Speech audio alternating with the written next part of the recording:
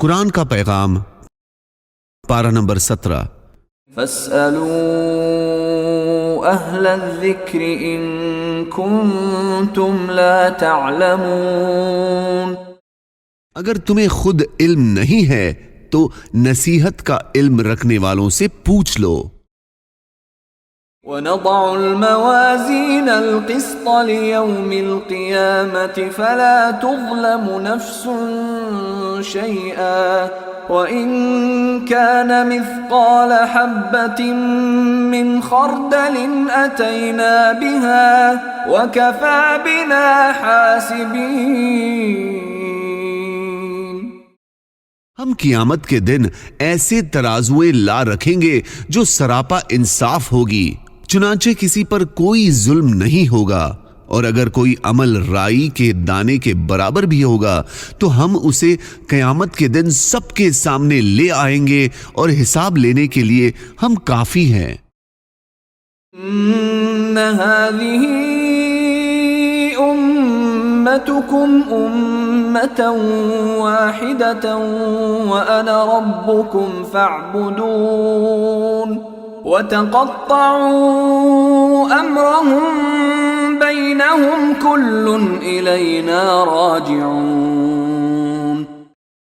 لوگوں یقین رکھو کہ یہ دین جس کی یہ تمام انبیاء دعوت دیتے رہے ہیں تمہارا دین ہے، جو ایک ہی دین ہے، اور میں تمہارا پروردگار ہوں، لہذا تم میری عبادت کرو۔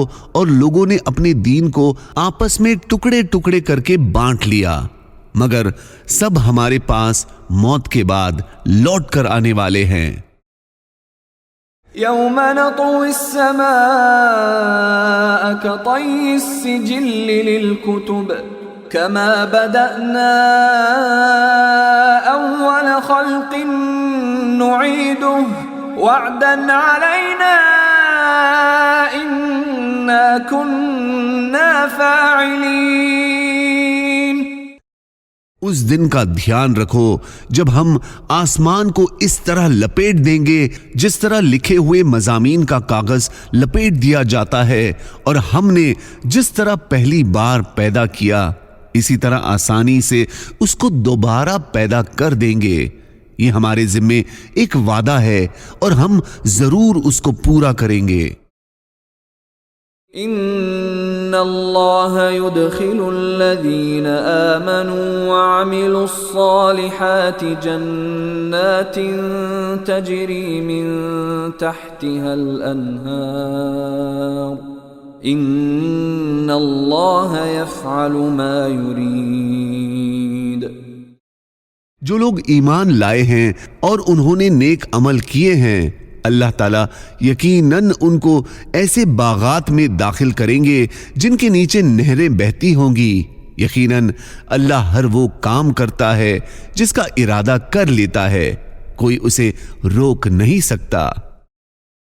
أَلَمْ تَرَ أَنَّ اللَّهَ سَخَّرَ لَكُم مَّا فِي الْأَرْضِ وَالْفُلْكَ تَجْرِي فِي الْبَحْرِ بِأَمْرِهِ وَيُمْسِكُ السَّمَاءَ أَن تَقَعَ عَلَى الْأَرْضِ إِلَّا بِإِذْنِهِ إِنَّ اللَّهَ بِالنَّاسِ لَرَءُوفٌ رَحِيمٌ۔ کیا تم نے نہیں دیکھا کہ اللہ نے زمین کی ساری چیزیں تمہارے کام میں لگا رکھی ہے، اور وہ کشتیاں بھی جو اس کے حکم سے سمندر میں چلتی ہیں، اور اس نے آسمان کو اس طرح تھام رکھا ہے کہ وہ اس کی اجازت کے بغیر زمین پر نہیں گر سکتا۔